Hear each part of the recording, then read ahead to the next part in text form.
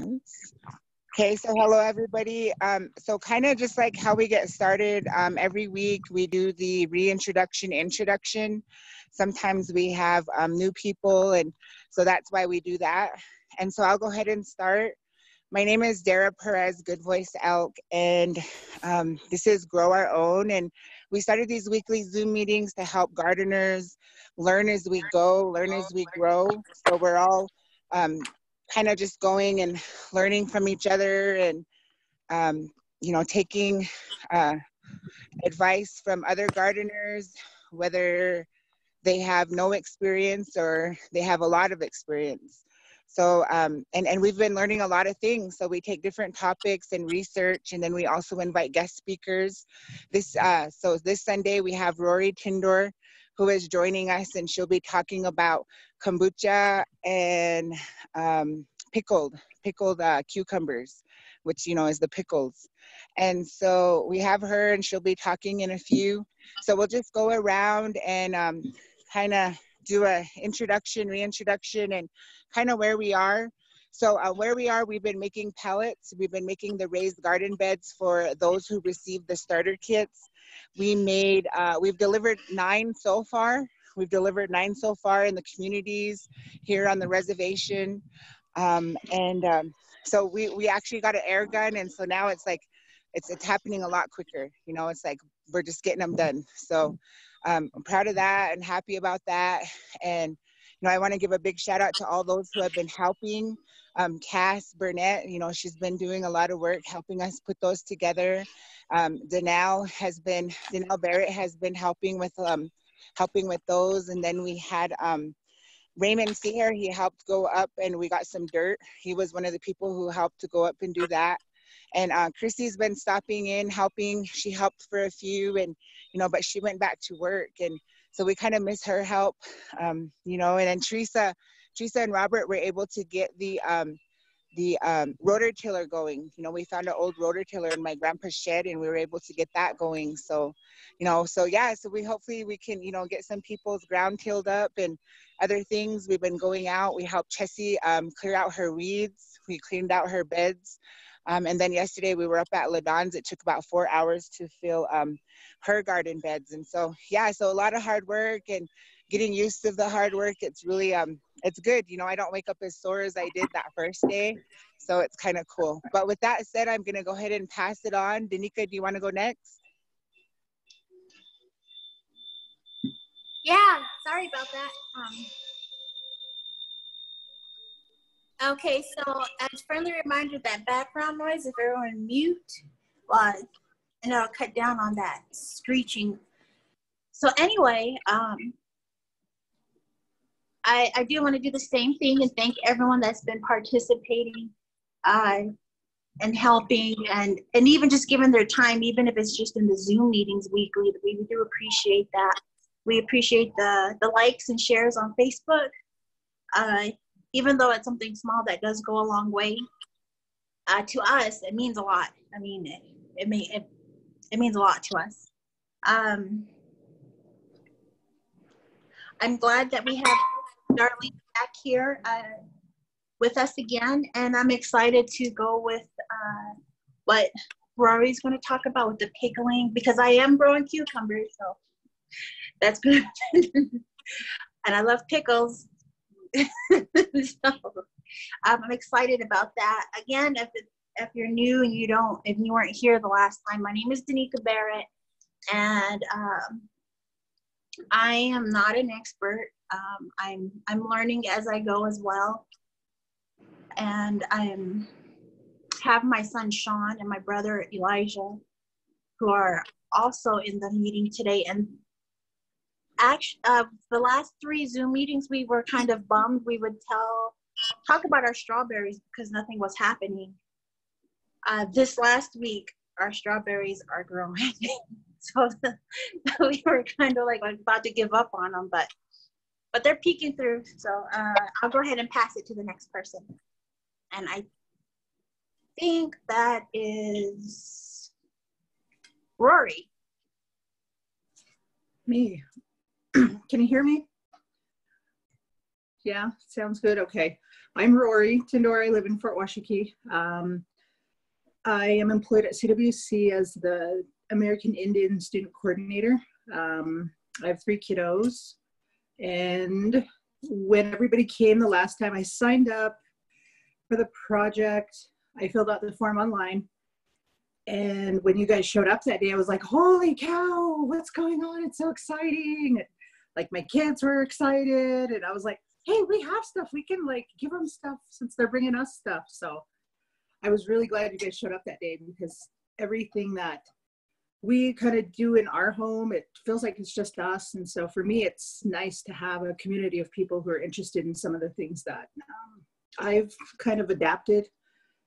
You know, I love pickles. My kids are really into pickles, but like a lot of you, I've noticed stuff is expensive. So we had to be a little bit more creative in finding ways to afford to enjoy things that a lot of us are kind of struggling with and being able to afford. So a lot of the stuff that I do is based purely on the fact that I didn't know how to do it, and I couldn't find people who had the time or the availability to help me learn. So I'm really glad that everybody's here and there's a community of people who kind of feel the same way I do. So thank you for the invitation, and I look forward to getting to know everybody as we move forward in the project.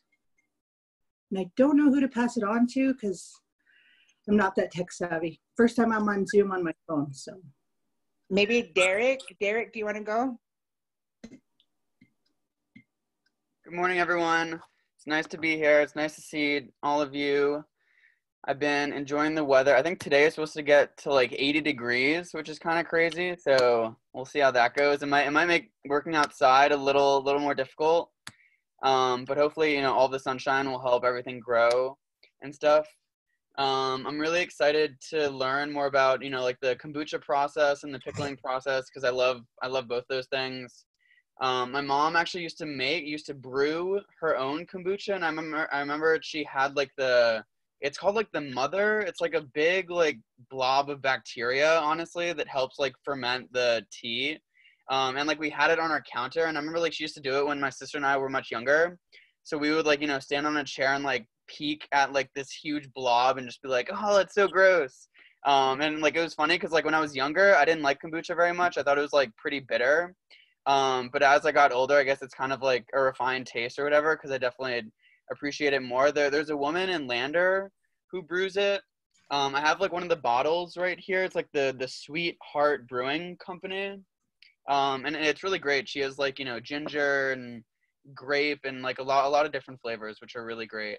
So definitely, you know, and I'm always excited to learn more. And I'll pass it on. Who's next? Okay, Danica went. Okay, so maybe Chessie, if you want to go.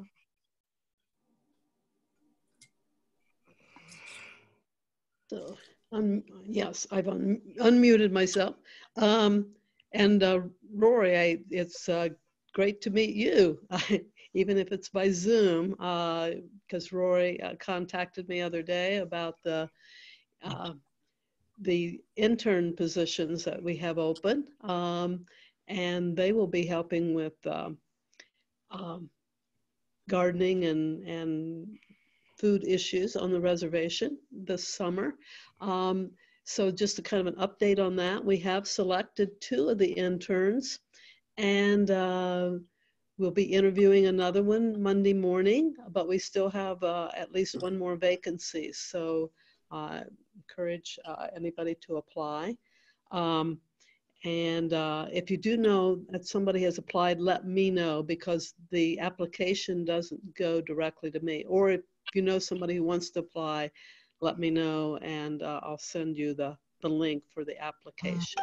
So excited about that. A big shout out and thank you to Dara and Byron for coming and working in my getting my garden ready for planting. I've been kind of struggling with the weeding, and they came and with their muscle put to work, they got it all ready, and so going to be bringing me some soil later. So thank you. I thought this is such a good example of mutual aid, because I've been working to to raise money and resources for Grow Our Own. And so I can't get out and dig and put in that hard labor that's needed. So I really appreciate that kind of mutual aid. And I will pass it on to LaDawn.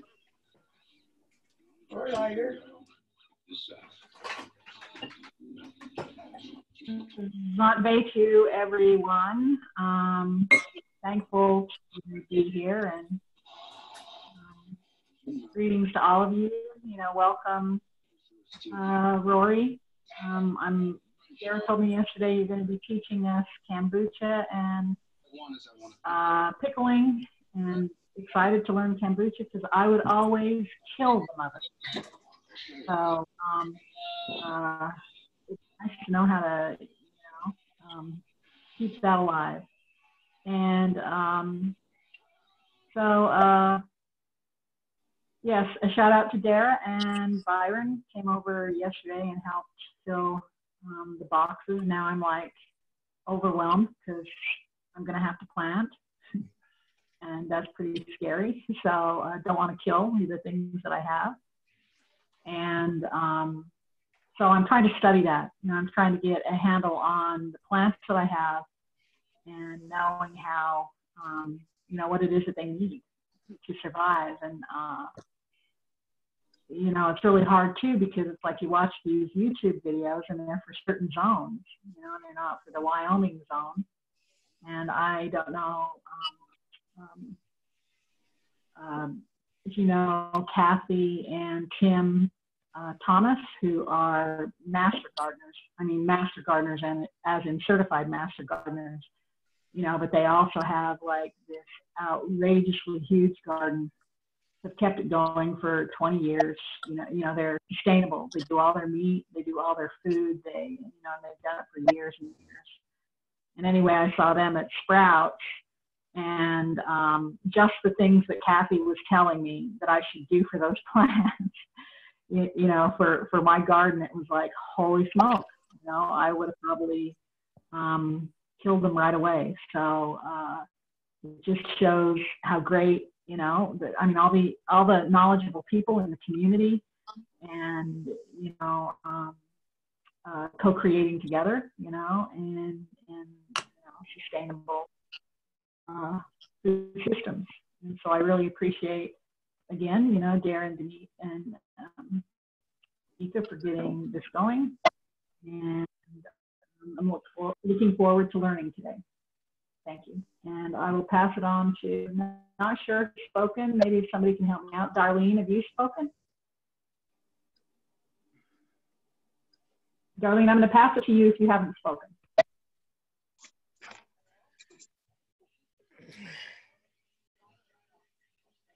Can't hear you.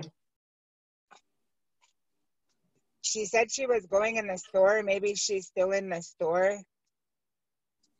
So maybe Cass?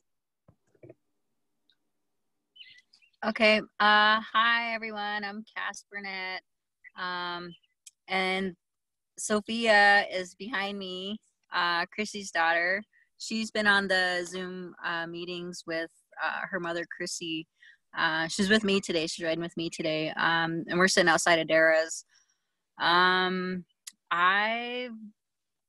really enjoyed helping. I've just enjoyed being able to help, and it's something to do. Learning about growing, I'm new to all of this. And my strawberries, I don't know about my strawberries. I think they're goners because I haven't seen any progress with them whatsoever. I do have a lot of plants, I guess a lot of different variety of flowers that I'm also growing, onions, carrots, and it's starting to get a bit overwhelming. It kind of feels like some days it feels like I'm doing a terrible job, and some days it feels like I'm like right on point with them, and it's hard to also be able to know if I'm overwatering or outside so they get enough sun, bringing them back in the house. I just can't wait for the last frost to pass by to get them outside in the ground. But it's been an experience being able to help everyone and participate, and I like it. And also with a kombucha, I'm interested in learning about how to make kombucha, because I drink about one a day, and those are pretty expensive. They are expensive. So, yeah. So with that, I'll pass it to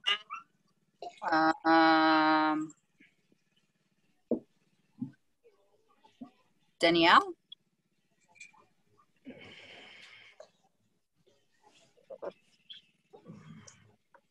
Hello, I'm Danelle Barrett, and I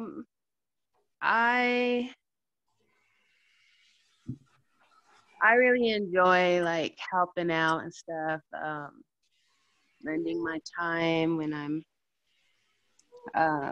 able to. I know yesterday I got, I don't know, I think like my week just caught up to me, because I mean, I'm still working too, so, and I got to go to work tonight.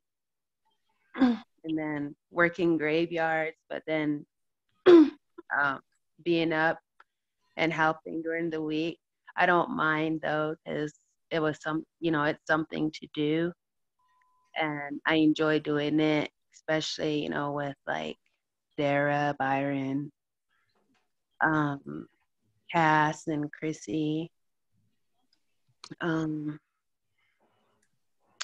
Yeah, other than that, our plants seem to be coming along fine, except for the strawberries. We dumped some of our strawberries last week because we thought they were goners, but we kept a couple just to see.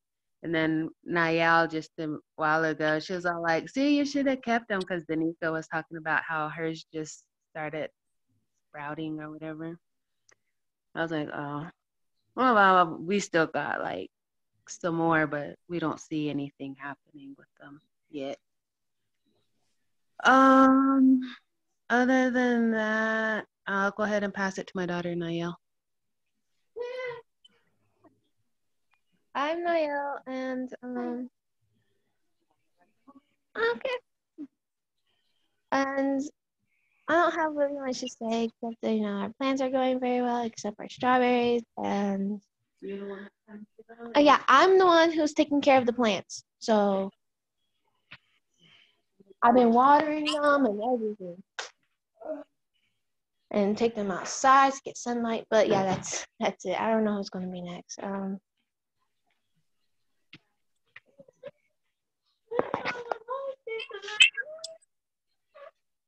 Maybe Sean?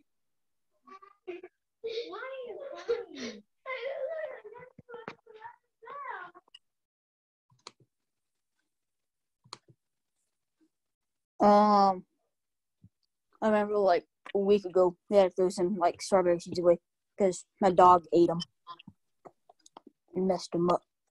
Because he's a big male German Shepherd and stuff. I thought we put him high enough, but I guess we didn't. Anything that he sees, he wants to play with or eat. So we had to throw some away because he ate them. But, and then, I mean, I don't know, everything's coming along. I mean, I don't see any like fruit yet, but I don't think I should. Only been a little bit, but they're all sprouting really big and tall and stuff. Yeah, that's all I have to say. Teresa, do you want to go next?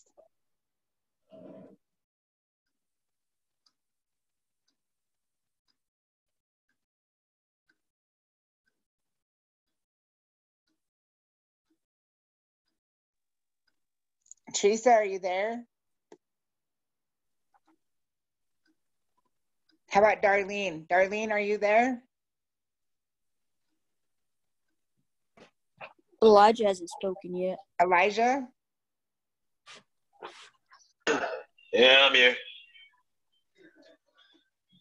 Hello, I'm Elijah.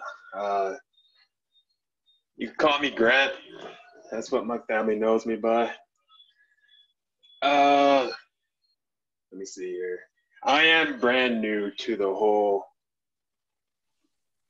planting thing. I'll say this, it's definitely taught me a lot of patience. For sure, seeing how my sister is patient with me, it shows me a lot. So it gave me a lot of appreciation with time, I guess you could say. I will say this, I do enjoy everything that's going on. I think it's brought life to my sisters, I could say that. Before, I haven't seen them smiling as much as I have been currently, so that's a good thing, and I enjoy that. That's all I got to say for now, at least. I'll pass it on to the next person.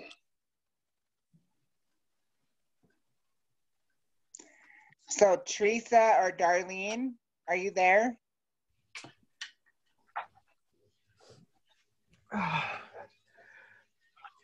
Okay, let's just keep going. So it's 11:24. Danica, should we let Rory do her talk about, or do you want to do the beans?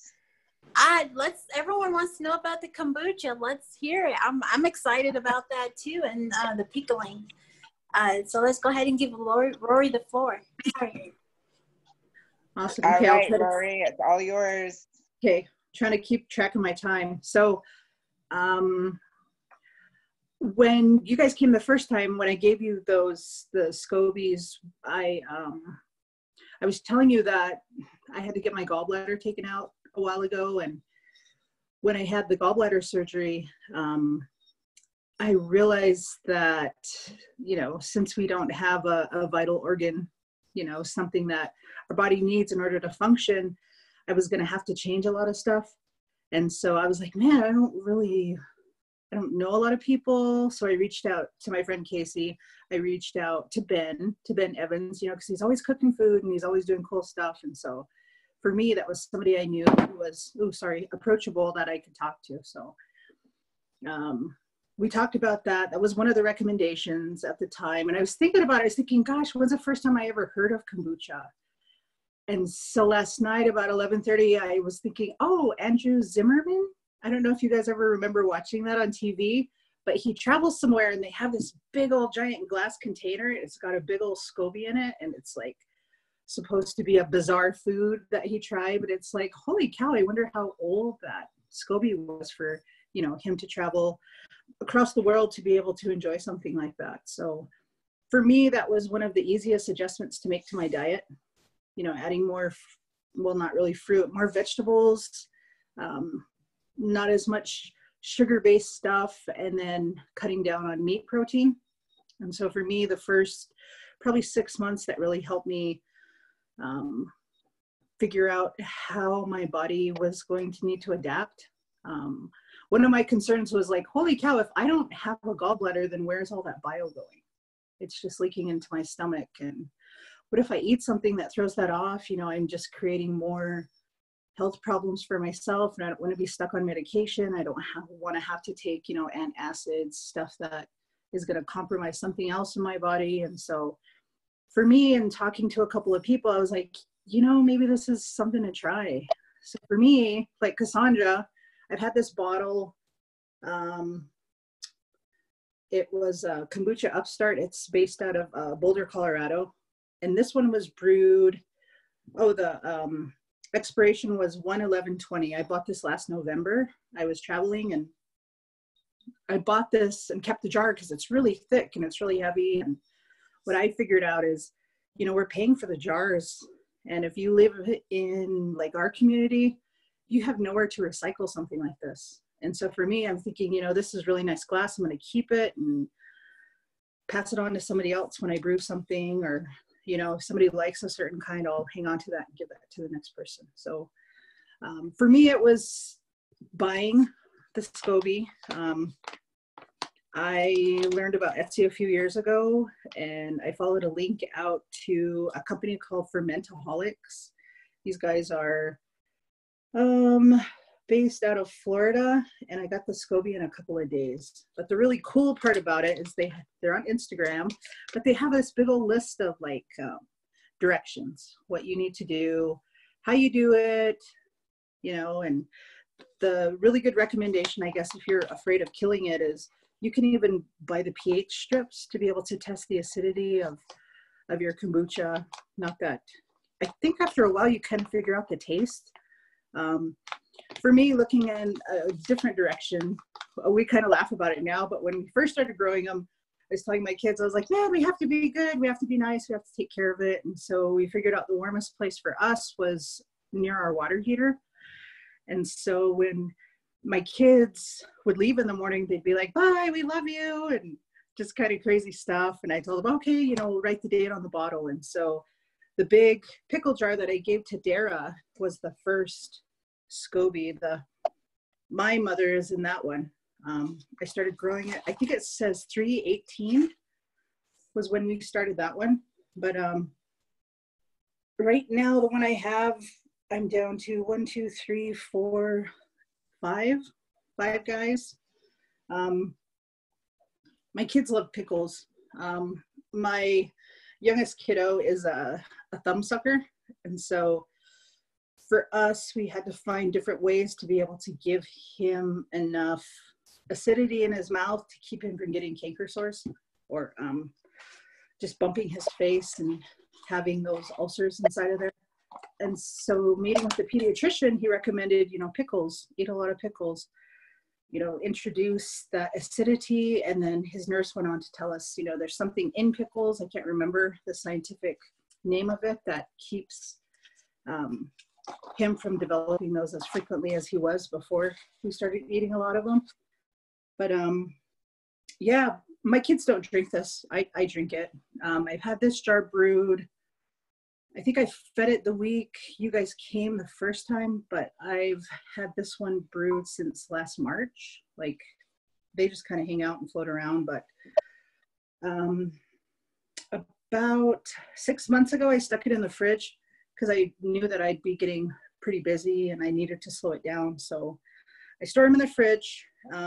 All of these are the size of the jar. So when they create that seal at the top, they kind of are meeting the widest part of this jar. So for me, that's pretty cool to be able to see them kind of grow, like to expand and then drop back down.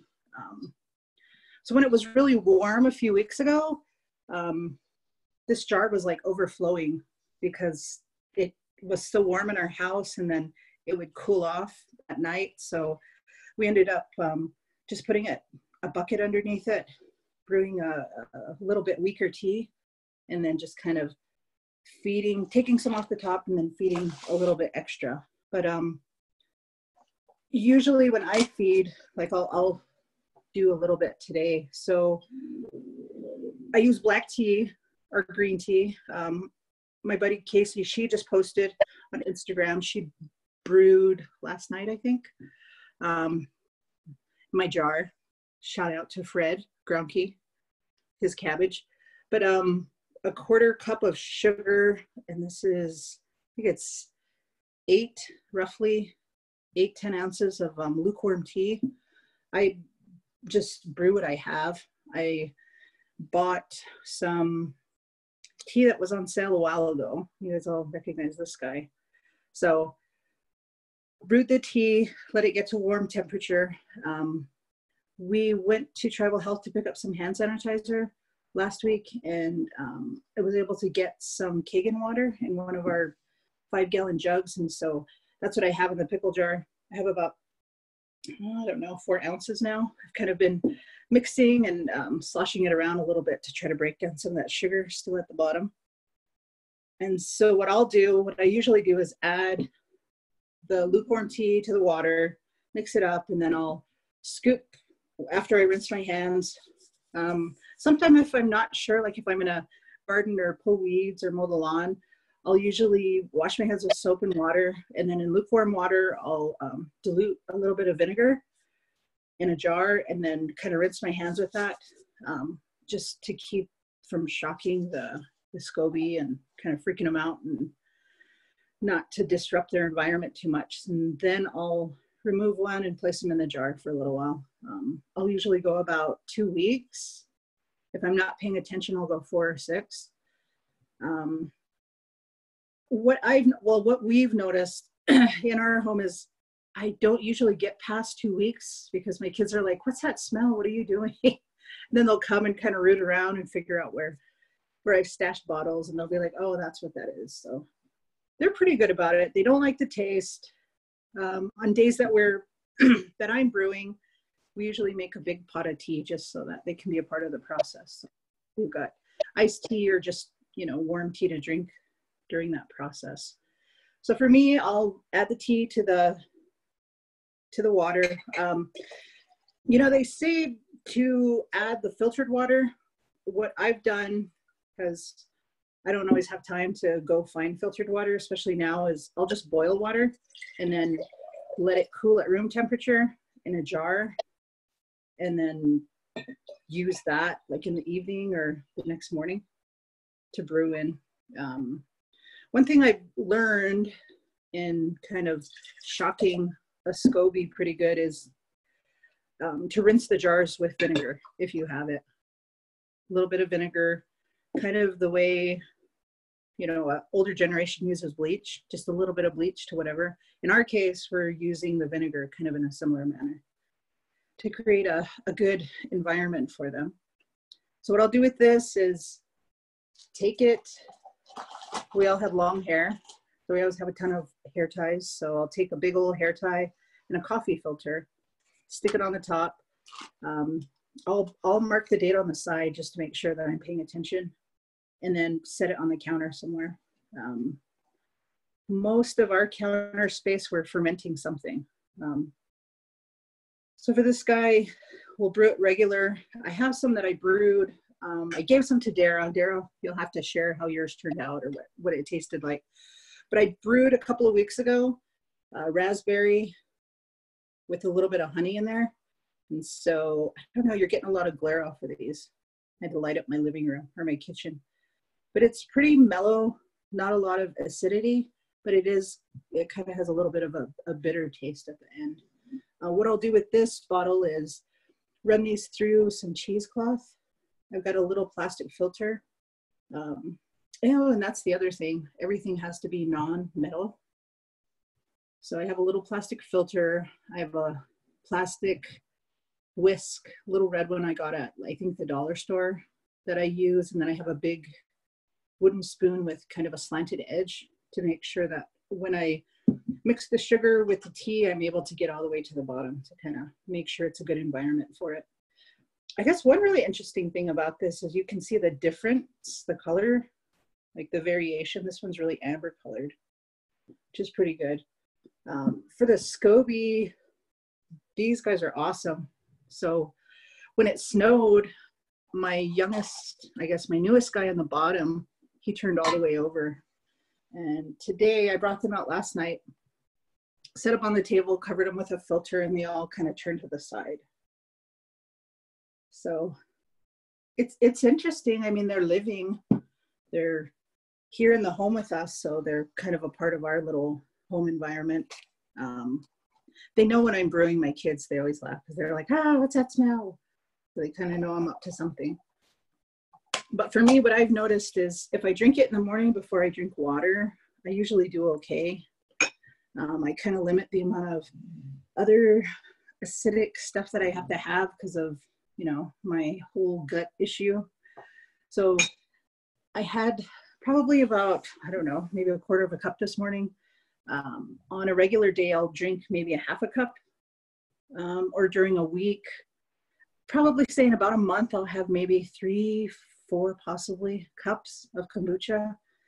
And if, my kids go a couple of days without, eating meat, hamburger, chicken. We'll plan on having like a really good meat-based meal. And for me, it's being like, oh, I need to make sure I either eat some pickles with that or drink some kombucha before I go to bed, or have something with a lot of acidity to kind of help me digest it. So yeah, Dara, I hope those other ones are doing well. I'll come down and we'll talk about it and take a look at them. But you know, I have a bunch of pickle jars.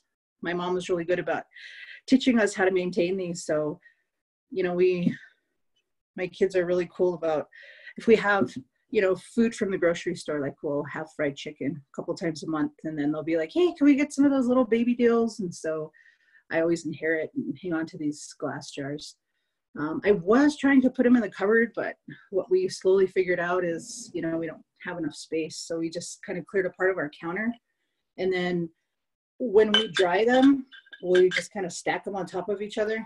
You know, a lot of people have the really cool technology, the fermentation, the little tubes. And, you know, I just don't have the time or the resources to buy anything like that right now. So what we figured out is, you know, if you're building up some condensation, it's nice to have a secondary jar kind of slanted on the top that kind of relieves some of that. So yeah, if you want some or you need a SCOBY, let me know. The Gallon Lander, hers is amazing, and you can buy partial SCOBYs from her. She has amazing, she also does the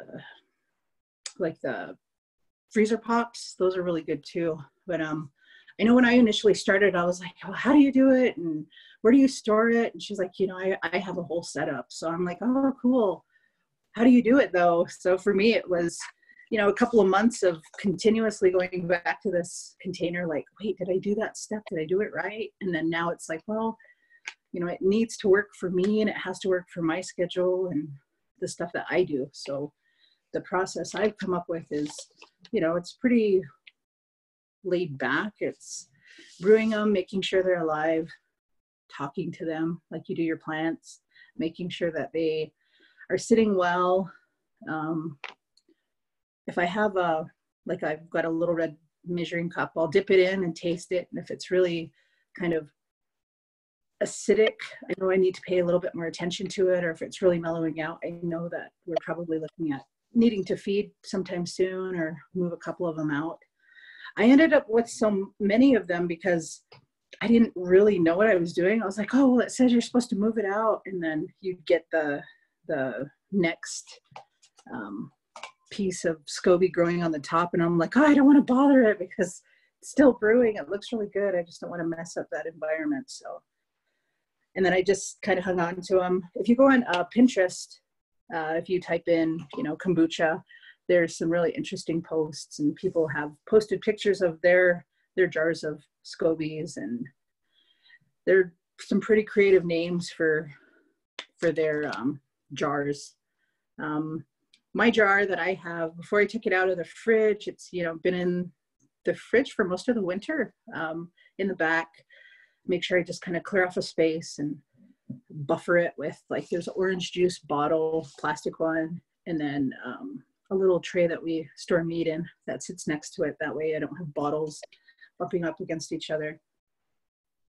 I don't know. I think it helps. It helps me a lot. It helps me to remember to, well, if I have, you know, a half a glass of kombucha, I need to make sure that I'm getting enough water, at least, you know, 30 to 40 ounces of water today. The taste is a little off-putting initially. I think, Dara, when we talked the last time, that was something that you mentioned. It was really acidic, really bitter, kind of vinegary. And I think it's kind of an acquired taste. It really is. But once you do get that little bit of, you know, the tinge, the sweetness with the acidity, I think you recognize it a little bit more.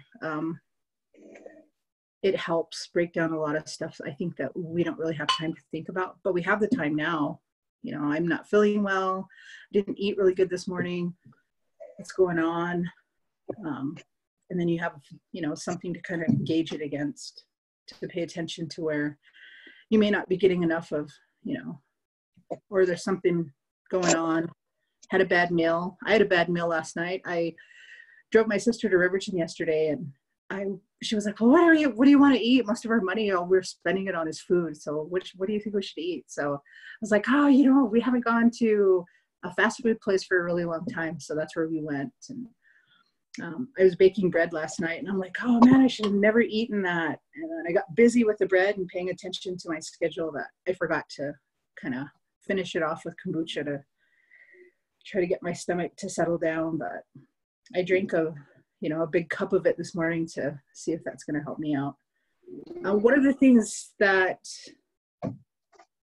I don't know, Cassandra, if you can speak to a little bit more is like the flush when you drink kombucha. If you drink it too fast or you don't give your body a chance to kind of adjust to it, you get this really interesting flush, like kind of a heated feeling in your body.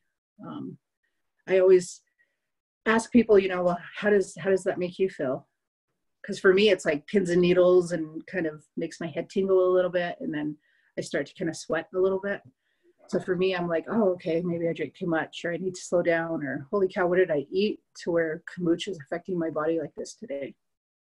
So maybe in a month or two, once you guys get going, that's something we can talk about, just how you're incorporating it and how it's making you feel. So that's one of my projects. Had going on for a couple of years. So I'll brew some, and if anybody's interested, let me know. I can put it in a couple of jars and get it to Dara, and then you guys can pick up from there. I invested in a bottle. This is from, I think, like Walmart. I think it cost about $4. When I bought this jar of kombucha, this was $6 roughly, like $5.78 or something like that. And I just kept the jar because it's so heavy duty. But black tea, I've tried different fruits. Once you brew, before you refill the kombucha, mixing in fruit, different type of flavors. Like this one's raspberry. 3 weeks ago, we did blueberries and cherries to, I think, like grape juice. It fermented pretty quickly. It stayed pretty sweet. For me, it was kind of too sweet, so I added a little bit more kombucha and then added more black tea to it to just kind of take that super sweetness out of it.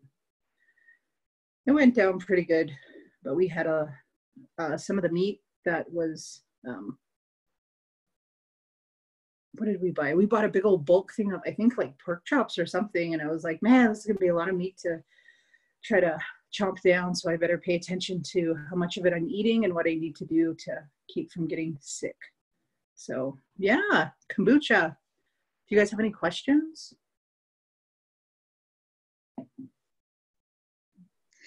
I do. So you talk about the feeding part. I mean, I'm probably going to need help with that. I can show you what we have. Wait, I'm going to flip the camera around. So it's right here. And I was thinking maybe it's growing something on top. Is that what is? Yeah, it'll develop. So usually with the narrow neck, because it's a smaller space, it's easier for it to kind of create that coating around the top, and then it'll start to seal it off. When you have fruit in here, I noticed it creates a little SCOBY that's a little bit more waxy, kind of plastic looking. And I think that's pretty common, but as you filter it, if you need to filter it again, I have tea towels I can drop off a couple for you. But as you filter it through, you can either catch those and put those back in, or you can discard them. Can it be out in the sun? No, it needs a cool, like a room temperature, cool, shady place. You know, ours sits next to our water heater in our laundry room. It doesn't get too cold in there. Temperature around the water heater is pretty steady. And our dog doesn't bother it. Kids don't really pay attention to it. But we've been really diligent. I've had to be more diligent about writing the date on the bottles. So this one has March 8th is when we started, the last time I fed. So this weekend, well, probably today sometime, I'll probably take about 2 cups out of this and then add 2 additional cups just to make sure. So yeah, so Cassandra, whenever you come up, I'll stick this jar, I'll prep this jar for you. and then you can just stop by and pick it up. And then, Awesome. yeah, I just use these big old pickle jars. They're the easiest thing. My kids eat a lot of them, and so we have like 4. We're down to 4 big pickle jars. But the scobies are really good. You know, people talk about aching joints, and if we're not sure what's going to go on, like when it snowed the last time, mine kind of turned all the way over. So that was pretty interesting. And I always, like, it's kind of freaky to know that they're alive, because it's like, oh, well, you have something else living in your home with you. And I know for me, if I drink too much of it, I kind of, you know, your urination, your body's output, it kicks up a lot more. And then for me, I get really thirsty. And so I know if I'm drinking it that day, I need to kind of drink a little extra water just to make sure. Yeah. But yeah, Dara, we'll take a look at them. I don't see ya. Yeah, we'll plan a time to do that.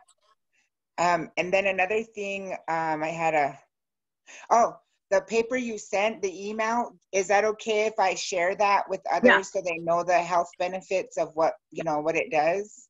Yeah, if you can post that up. So the document that I sent Dara, I have a really good friend of mine, Casey Kavanaugh. She works for the Phoenix Indian Hospital. She's a Western Shoshone. She's a dietitian down there. And so she's been providing informational, like, documents to some of the tribes in the region that she's serving, you know, the benefits of kombucha, how this can help to maintain or regulate blood sugars for people with diabetes, trying to find alternatives to encouraging people to maintain a schedule of having to use medicine, having to use pills, having to take the insulin shots. You know, it's to incorporate something else into helping them hopefully figure out a more healthier way to maintain their blood sugars. And it's a pretty good one. So yeah, send me questions. Dara, if you can post that. She also sent me so there's some statistics and information that are listed on that sheet. If you want the source of that, let me know. Just email me directly and I can send you the medical study for it. It's pretty lengthy. It's a lot of formal language in it. I went through it the night she sent it, day before yesterday, and I'm like, wow, this is kind of over my head, but it's really interesting because you can see where they're pulling the information from. I think it's based in South America, so pretty cool stuff.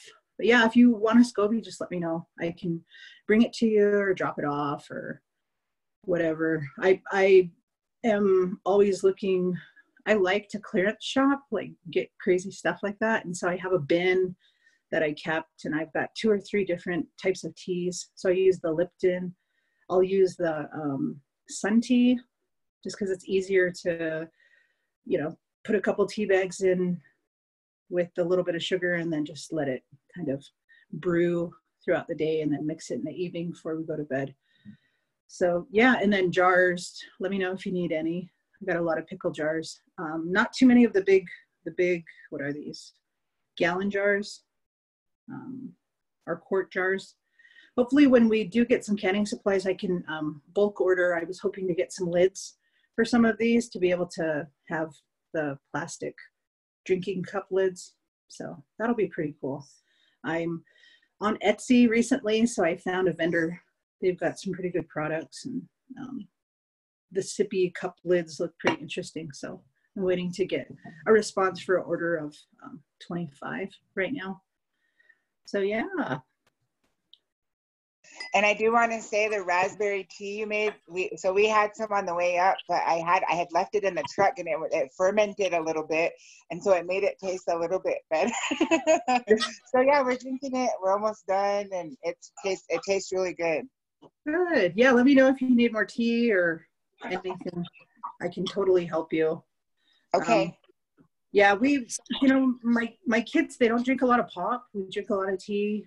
We did have like the Kool-Aid squeezy things, but I think they're more fascinated with the water because we got one of those pump ones. And so they've been drinking a lot more of that, which I'm happy about, but it's kind of hard to go from drinking water to eating a popsicle because it's a big change in, you know, sugars. And, you know, my little guy will eat like 2 or 3 if I don't stop him, because he'll just be like, oh, I finished it, and throw the stick and go get another one and walk around, drop half of it, and go get another one. So that's kind of something we talked a little bit about. My oldest is getting braces, and so for us, it's like, holy cow, you know, we kind of have to change a little bit of the diet stuff that we do, but I think we're kind of on the right track for us.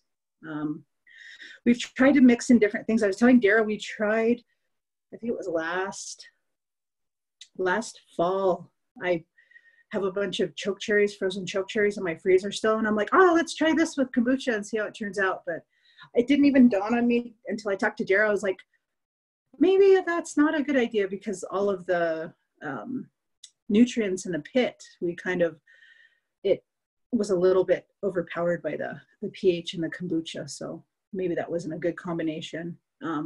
I noticed with the mint tea, it kind of doesn't taste like mint by the time it's, you know, you're weak on the counter of it brewing. Once you do transfer it into a bottle, it doesn't really maintain that taste like it does with your fresh tea. So yeah, fruit, honey. I bought a squeezy thing of ginger, and I have powdered ginger. I tried the powdered ginger in the last set that I brewed. It came out a little bit peppery, but it didn't really taste like ginger anymore, so I didn't really hang out with that too much. Drank it in a couple of days just because it wasn't as enjoyable as some of the other stuff. So yeah, if you have any questions, let me know. If you want to read the medical article, I can send that to you as well. So yeah, Dara, if you could post that, and then any contact information for anybody else who's interested. For Mentaholics, it's a really good product. I got it in a couple of days. I ordered it. It was here within 3 days. And they have a really good website. They're on Instagram. People post what they've brewed and how they're brewing and where they're at in the country. So it's pretty cool. Should we move on? Yeah, I have a Danica has a question. Oh, okay. Sorry, Cass. Okay, so you see, my son came in here immediately after you mentioned the diabetes thing. He's type 1 diabetic, so he's interested. He's like, Mom, we have to drink kombucha. So I was thinking, and I was hoping maybe, because we have a part later this year where we're going to do canning, and we're going to ask Sabrina Gardner's mother, Anita, to help us with that, because she has 30 plus years experience with canning. But I was wanting to ask Dara and Rory if maybe we could have a part where we get some glasses and mason jars, so we can all, maybe those that are interested, to do the kombucha, because he really wants to do it. I had another question. It was, you mentioned the metal, like if it touches metal, it does something to it. Like, yeah. I was just like, does it kill your scobies? The SCOBY? No, I think it's just the recommendation. I think I learned like trial and error the first year, because I had a metal sieve, like I was pouring through it. And then what I'd noticed is it kind of took on that, like that tang. You know, when you pour stewed tomatoes out of a jar, just kind of that metallic taste. For me, that's what I noticed, and I'm the only one who drinks it. So I was like, maybe it's just me, I don't know. And then I kind of did a little bit of social media browsing, and I'm like, oh, okay, people are saying that it can kind of take on the taste. I'm reading through this paper. I'll take a snapshot of this and send it to you. I mean, it's really good. It's informative. It's got a ton of stuff. I don't know if you can see all of that, but I was like, oh, I'm going to go back and read step 4 again. I don't understand what that means. What does this mean?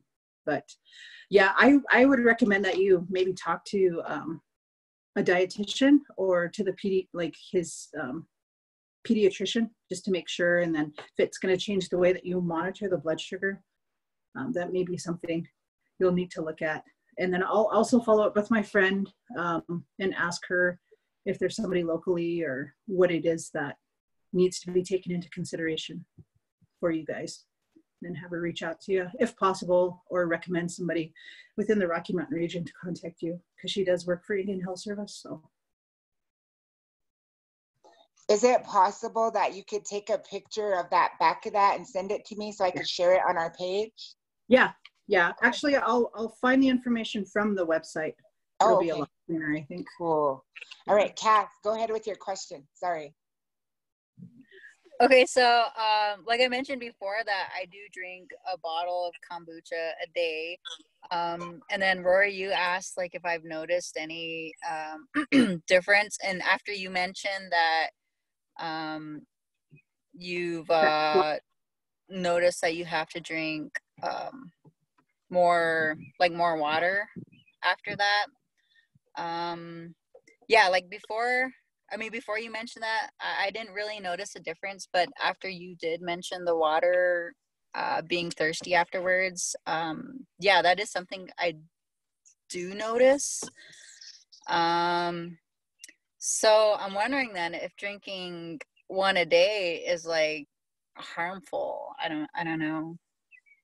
But to me, it's like coffee. Like, I don't know, like I have to have it every day. Like, you know, I don't know. There's just something about it to where I have to have it every day. You know, like before I would always drink Red Bulls, maybe one every other day, but I haven't drank Red Bulls in like, since probably the beginning of January.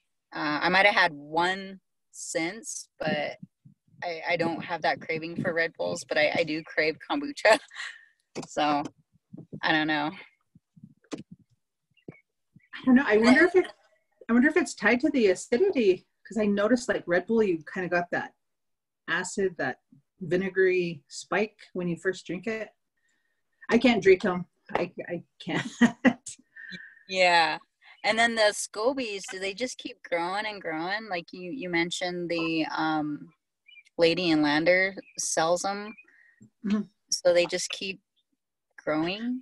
It kind of can. So for me, when I first started, I ended up with so many because I wasn't taking, well, I take it out, rebrew it, and then put it back in. But then when it would brew in the laundry room, like it creates a skin on the top. There isn't one, it kind of floated off. It's kind of hanging out on the side right there on the top. But it creates the skin, and then it'll absorb, and then it'll kind of drop back down, and then it'll come back up. So once you get started, you'll see what I mean. It's, you know, and some of these, they have like just layers of, I don't know what they are. I want to call them skin, but they're not skin. They kind of look like pastry layers because there's just so many. And then as they come apart and then come back together. But yeah, it's interesting. It's like having a really fancy houseplant, or like you're baking bread and you kind of have to pay attention to what your yeast is doing. So yeah, for me, I think I got into it because it's, yeah, and then the consistency of making sure you're checking on it every day. That satisfaction of knowing that you're doing something in your home that's going to benefit everybody. Yeah. Cool. Well, thank you, Rory. Yeah. So the other thing we're doing is the pickles. So when you guys came that day, I was like, oh, and we just fixed pickles today. So we were all excited. How are your pickles doing, Dara? So that's my question. Okay, so remember, was it the thing that was holding them down inside of there? Yeah. Yes. And so it fell in, and so some of them came up and they grew mold. Okay. So can we cut off the mold and eat the pickle? I wouldn't at this point, because you didn't grow them. You didn't, you know, they're not coming from your house. You don't know what's going on with them. So we added the baggie. So my kids, they eat a lot of them. We bought the pickles at Walmart. Oh, sorry. Ended up cutting off some of the ends that didn't look as healthy and that weren't as crisp or solid as the others. So we brewed, how long has it been now? 2 weeks?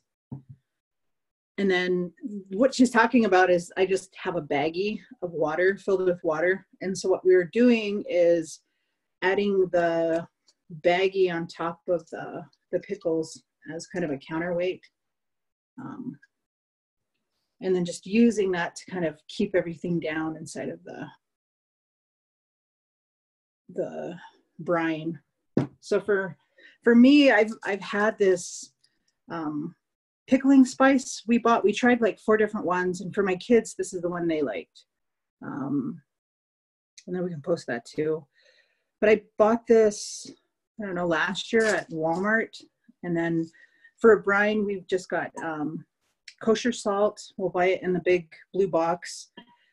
I bought a gallon of vinegar 2 weeks ago, and then we used, I think, 3 cups of that to be able to fill this jar.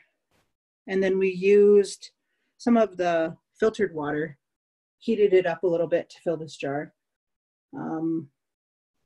Yeah, this will be, I think, our 4th or 5th time that we've just made the pickles to be able to eat. They've been on the counter, sitting on the counter for 2 weeks. For the most part, they turned out pretty well. I mean, they look good. The color is good. The skin is still solid.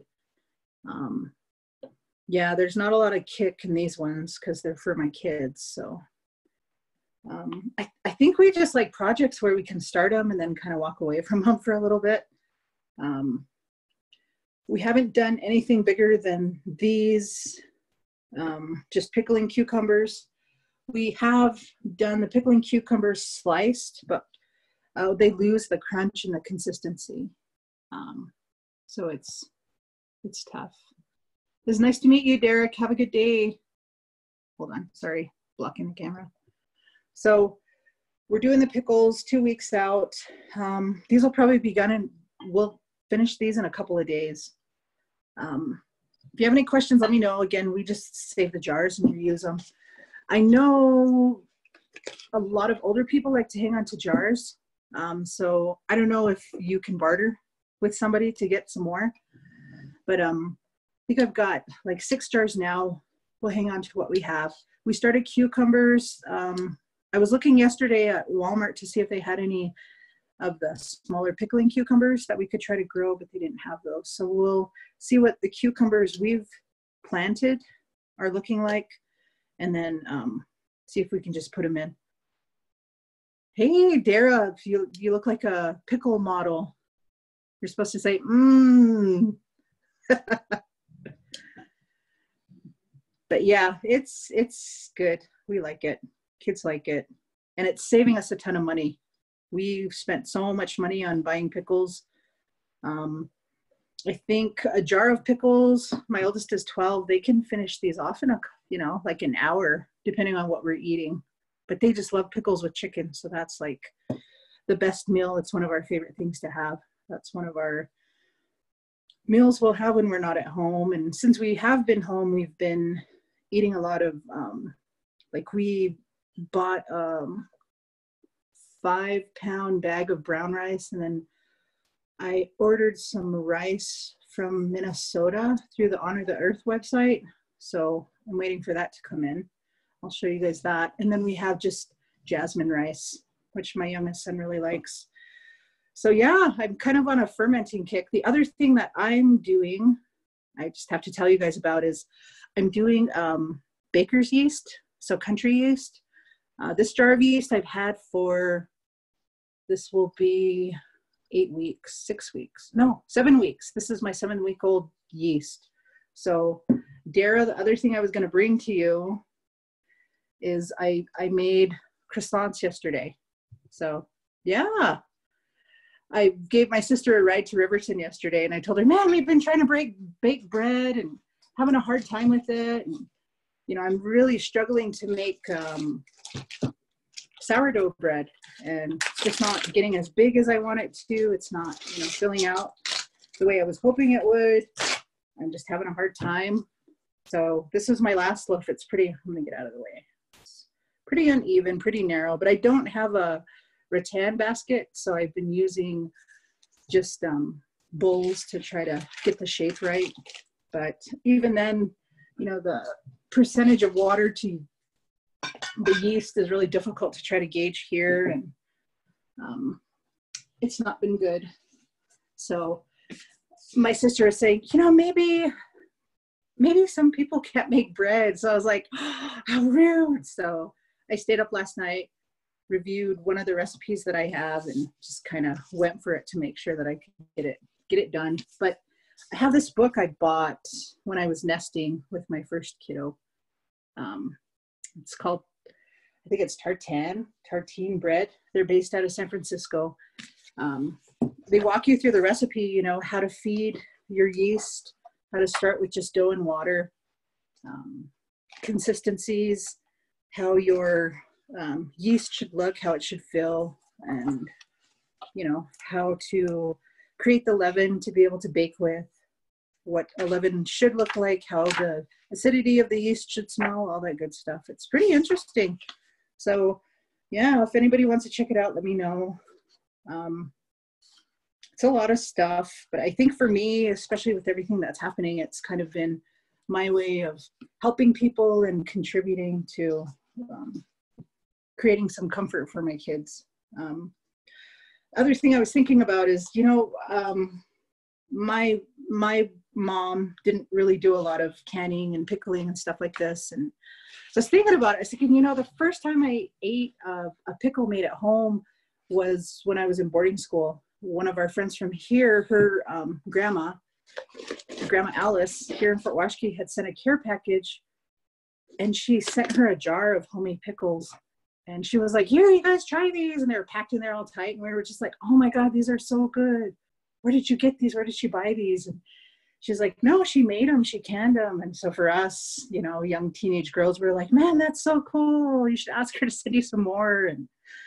But for me, you know, being 14, that was the first time I'd had anything that was, you know, made at home. And I'm like, man, that's so cool. And realizing now, you know, it takes so little effort, but a big commitment. I'm like, you know, that's something I want my kids to have. So yeah.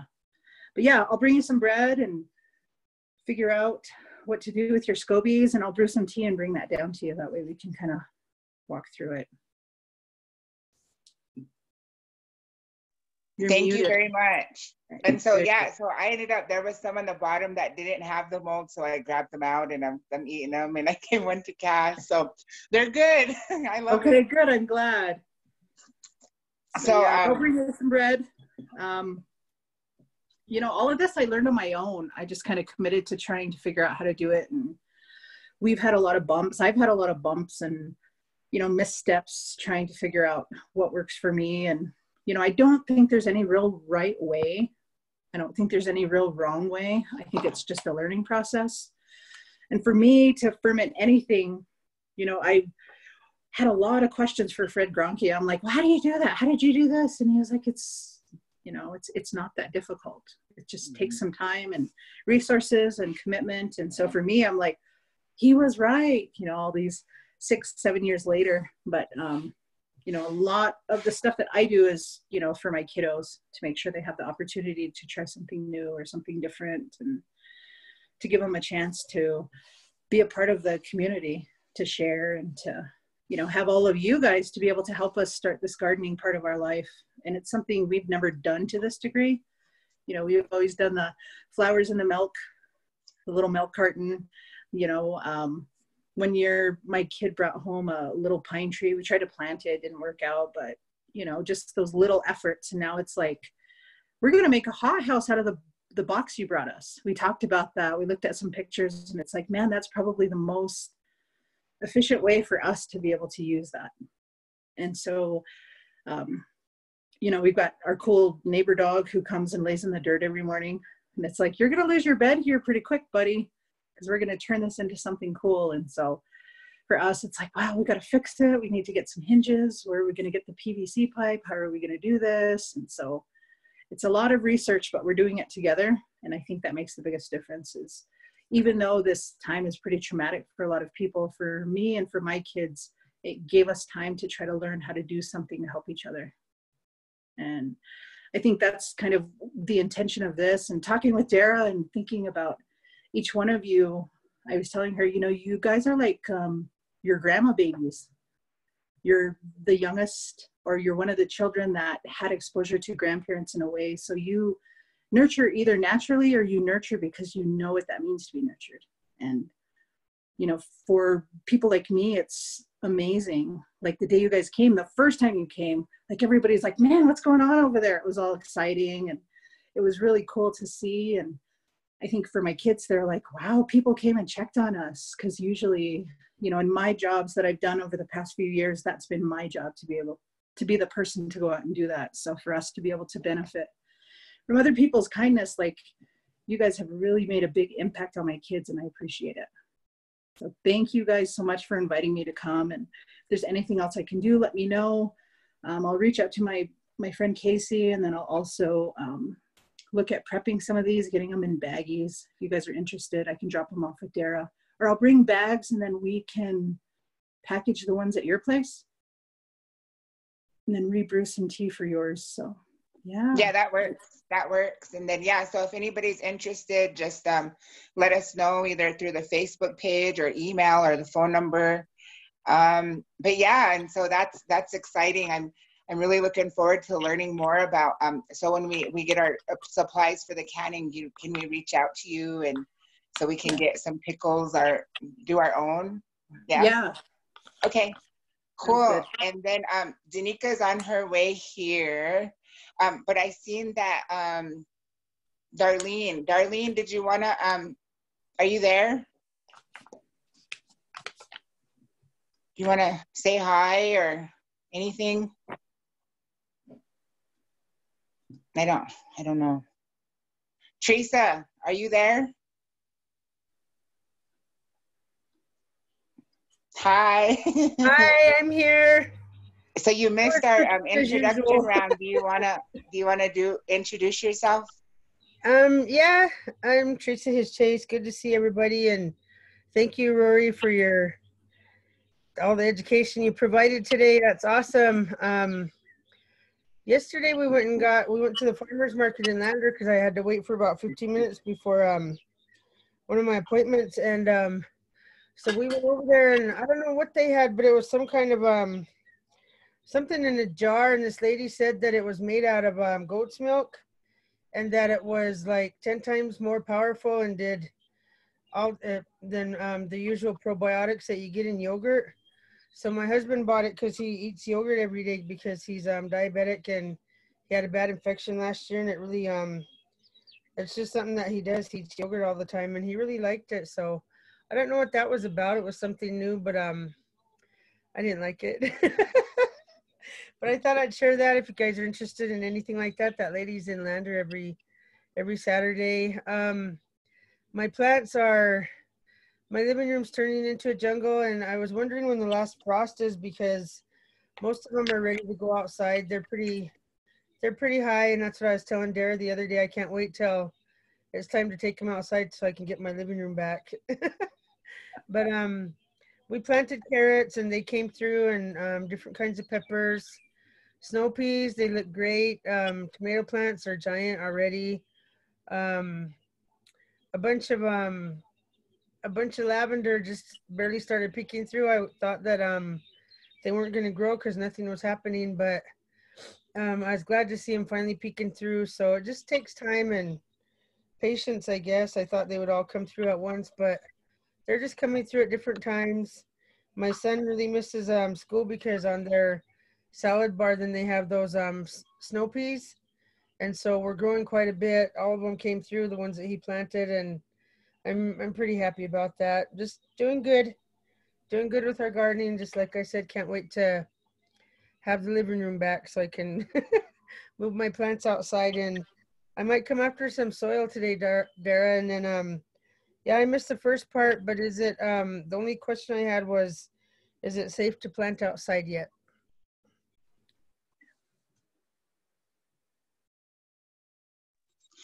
Okay, so to answer your question, there was a few people who had contacted us, and they had transplanted some corn and some different things outside, and they live closer to like the Fort Washington up there, like the mountain range, and theirs had some of it had died, you know, so I guess maybe if we're closer this way, I'm going to wait until the 25th because that's when the projected is for the almanac, and I'm just going to wait until that day. But I don't know. I mean, I think it's been getting warmer, so I mean, and I keep getting tempted, and maybe we can try a trial run, and you know, but just don't plant all of it, I would say. So, and Thank you. You're welcome, Darlene. Do you want to? I think you're on mute. If you're there, Darlene.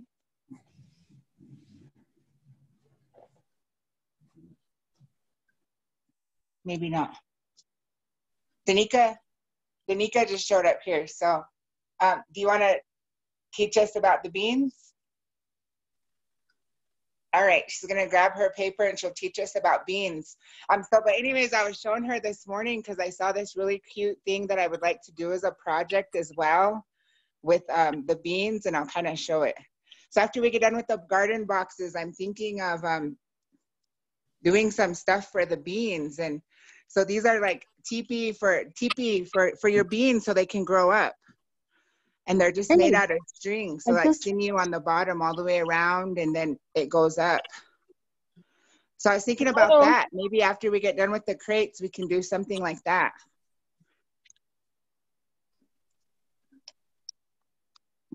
You ready? Sure. Oh, there you are. Hi, Darlene. Hi. Hi. I guess I've not been recording because when I came on originally, I had to go into Lowe's to get some seeds and whatnot. Anyway, hi, I'm Darlene. I'm here at my home away from home garden, and I only caught the tail end of the whole kombucha thing. I have been making kombucha, I don't know, maybe 6 years, 7 years. And I don't know what, I can't remember her name is. Who was doing the presentation on the kombucha? Her name is Rory. Rory. Okay. So I just got the tail end of that about, I don't know what, you know, growing new scobies or something. But I decided to switch to green tea. And you can get a big box of green tea because of that, the thing about the black tea, I think it does act as a diuretic that other people were talking about, that they have to pee a lot or it zooms them up. Green tea is the same plant, but it gives you more energy, and instead of like zinging you out like caffeine. I mean, it's highly caffeinated, but it's in the form that it's a healthy kind of tea. And I only use either black or green tea. I don't use herbal teas. The only time that I add fruit or anything is after the kombucha has brewed. Then I'll put either a fruit or a juice in there, because when you add sugar, it's going to cause the SCOBY to grow some more. And then I'll put it in something that has a stopper in it, and it has to be held down tight, because what you're doing is you're kind of like recharging it and you're capturing the gas, just like what they do with champagne. And I just used corks one time and put them in the cupboard, dark cupboard that's over the stove, because that's the right temperature and it's dark. And it blew the corks out because of the pressure, just like a champagne bottle, right? And it just sprayed everywhere. It opened the doors to the cupboard with the cork flying out and everything.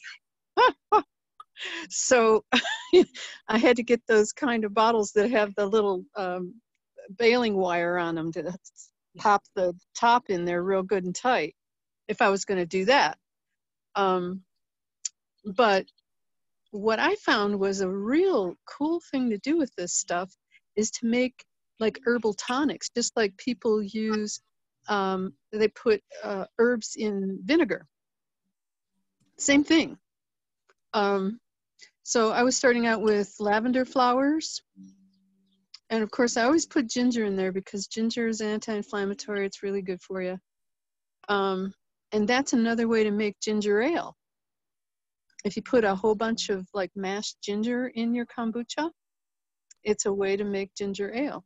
Because if you do that, if you cap it and don't let the gas out, you're getting ginger ale if you put a lot of ginger in there. But hollyhock blossoms. Hollyhock blossoms help with a dry throat. So it's good for like, I mean, we're talking about COVID right now, and that's one of the things is the dry cough, right? So if you've got your kombucha, throw some hollyhock in there. Hollyhock blossoms. I mean, if they're available. Or hibiscus blossoms. I don't know if people can get a hold of hibiscus blossoms at the store, because it's really hard to find. I get them at Vitamin Cottage or Natural Grocers. I don't know if you guys have them up there in Wyoming. So hibiscus or hollyhock blossoms, the flowers themselves, if you put it in your kombucha, it's got a dual duty, right? And what I learned when I learned how to make kombucha is, of course, using filtered water. I use organic, you know, unprocessed sugar to feed it. And what's the other thing that I thought was important? Oh, the idea of the tonics. When people are talking about helping with their diabetes, there are two things in the world that make a substance called glucuronic acid. And that is a chemical that binds to toxins. Okay? Your liver is one, and at kombucha, SCOBY is the only other one. So it's more than just a probiotic. It is a cleanser. It helps to get the toxins out of your body. So if you're peeing a lot more, you need to drink a lot more water because you're cleansing when you're drinking kombucha. And if you're getting like a quote unquote diuretic effect, I would switch to the green tea as opposed to the black, because the black tea, just like coffee, is a diuretic. And what that means is that it takes the water out of your cells. Unlike the way your kidneys are supposed to work is they're cleaning your blood, okay? But a diuretic will take the liquid out of your cells and cause you to be dehydrated, okay?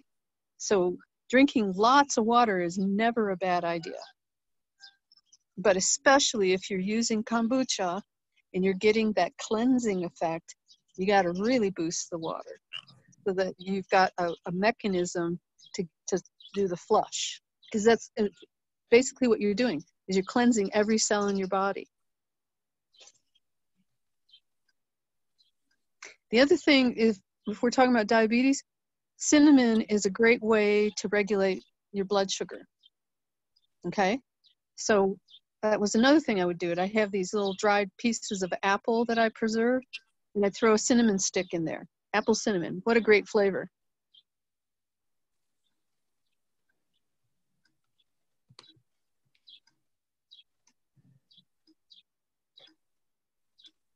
I was just saying, because we've been making some apple crisp and we use a lot of extra like cinnamon and stuff in it. I was like, that's actually good with the oatmeal and stuff.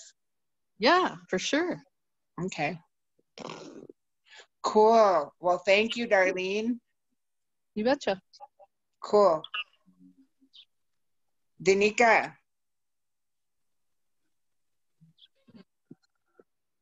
You're on next.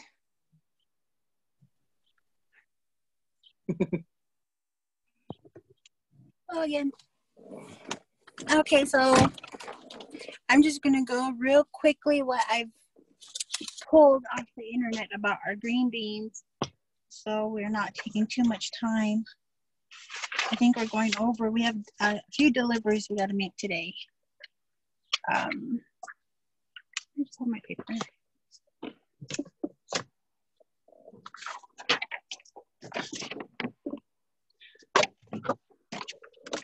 Okay, sorry. So there was questions that I was reading on this blog, and the first question, which was a question for me too, are beans easy to grow? And from what I found on the blog, it said that they're dependable and easy to grow. Beans produce rewarding crops in gardens across the country. Beans grow best in full sun, planted in well-drained and warm soil, while pole beans require trellising. I'm not sure of that term. Maybe Darlene or someone else can explain that. And bush beans grow unsupported. Trellising. If you have a trellis or a fence that they can climb on. Yeah. Nice. Okay, so like growing up a pole, kind of like the teepee, I think that absolutely. Which is really cool. And what month do you plant beans?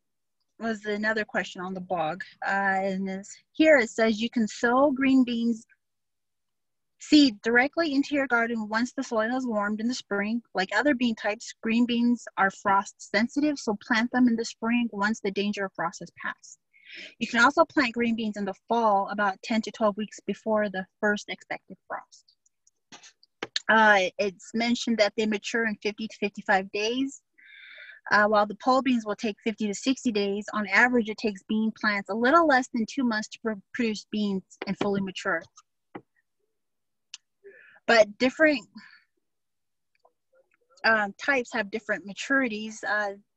The time can vary from 45 to 75 days, depending on the climate.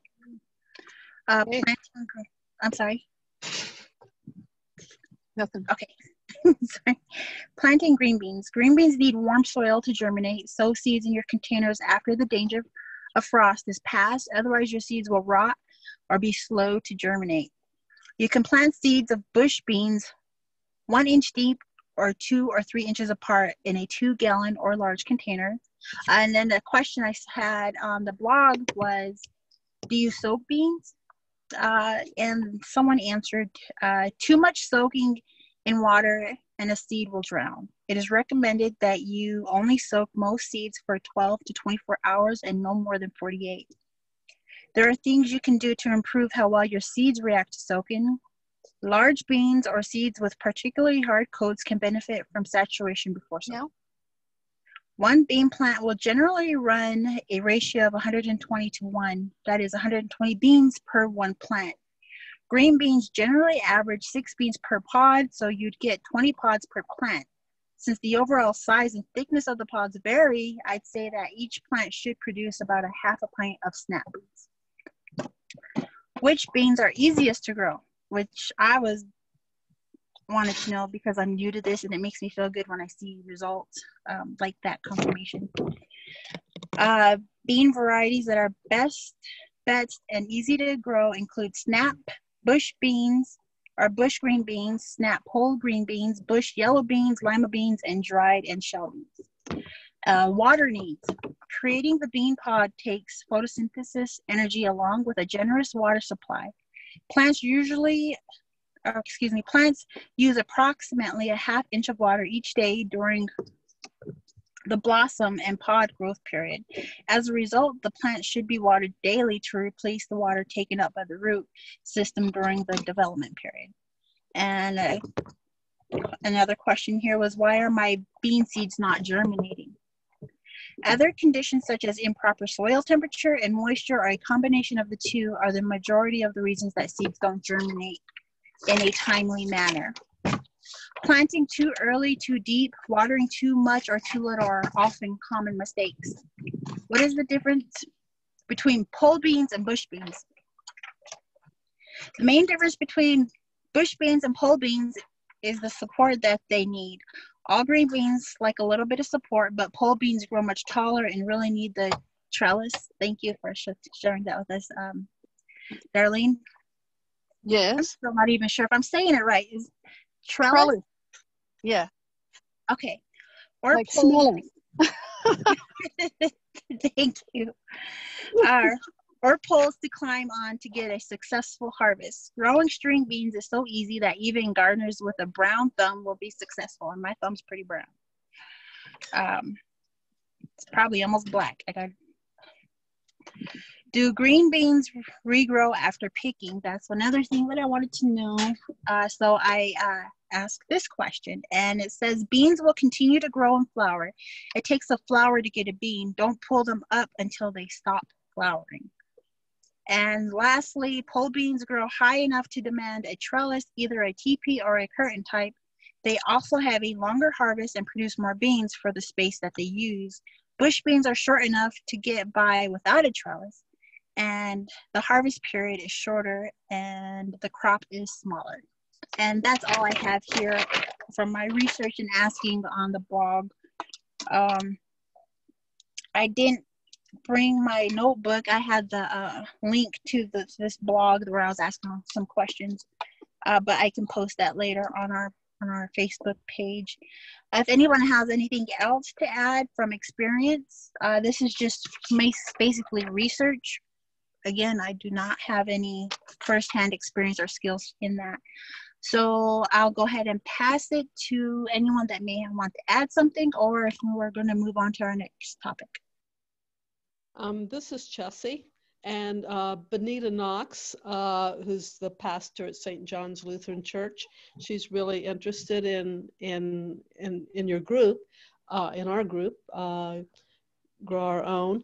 But she specifically mentioned Anasazi beans and highly recommends those. And she says they grow really well here. So I think she's had some experience with them here. I bought for a fundraiser in the Four Corners area. I had bought some Anasazi beans and that they had raised, and they're really good. I really enjoyed eating them. Didn't think about trying to grow them, but Benita Knox really recommends them. I wanted to say that when I was farming somebody's front yard, that in order to make it, I don't know, it's kind of like a privacy thing, because the neighbors didn't want to have a rural feel to their neighborhood. So I created a fence out of pole beans to shield prying eyes from seeing what else was being grown there. And you know, if you get a section of chicken wire and just attach it to poles and wrap it around whatever area you want, you can use your pole beans. That's what trellising is. You plant it along the edge of that chicken wire and it'll climb up and create like a screen.